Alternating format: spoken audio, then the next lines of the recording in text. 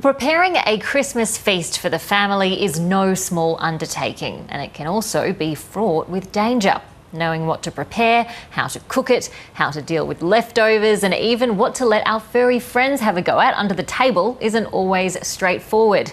Well, Gary Kennedy is a food technologist, and he joins us now in the studio to help us navigate it all. Gary, thank you so much for your time. No problem. Let's start where many of our viewers might find themselves on this very day, with a shopping list in one hand and the guest list in the other.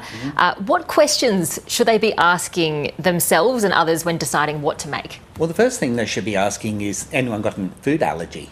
And some other things people may not have thought about. For example, is someone sober? So we don't put wine in the trifle, for example. Are there any religious concerns?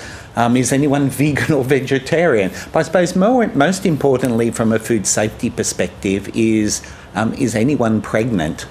Because there's a particular food poisoning bug which does crop up at Christmas occasionally, a bug called Listeria monocytogenes.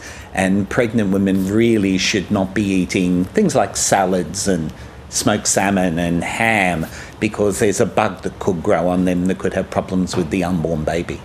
Okay, so quite a few things to get through before the cooking even starts. Well, hopefully you know a lot of that, but they're often in-laws or plus ones coming to a Christmas party. And some people might be recently sober or recently vegan. Yes. For people who are doing Christmas the traditional way and serving up a Christmas turkey, for instance, I know there are a few different ways to defrost a turkey. How should someone go about that?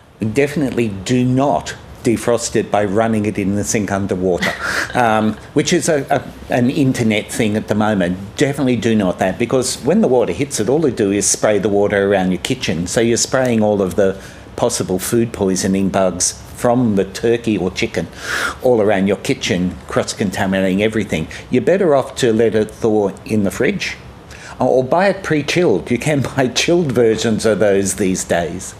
And often the fridge gets pretty full. When you're looking to sort of clear space, are there things you should be prioritising and things that really need to stay cold? Yeah, the things that, the beer, doesn't really need to stay cold. That's the most important thing, I know. Gary. It can go into an esky with some ice, things like soft drinks. And if you're really stuck for space, things that are in cans can come out. The butter and margarine can come out.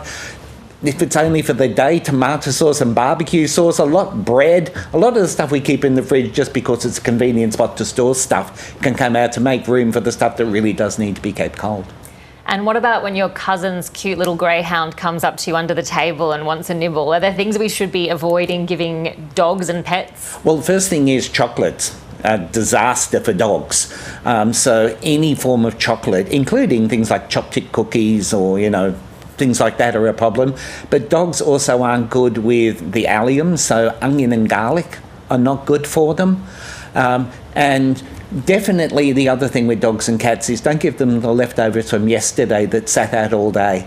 So if you did have leftovers sit out all day and think, that's no good for me, I'll give it to the dog, that's probably not a good... Dogs can get food poisoning, even though you wouldn't think so. My dog will eat squash black stuff on the road. But our dogs can get food poisoning with food that's sat outside in warm temperatures too long. Okay, so that's a good rule of thumb. If it's not good for humans, it's not good for the dogs. No, it's not either.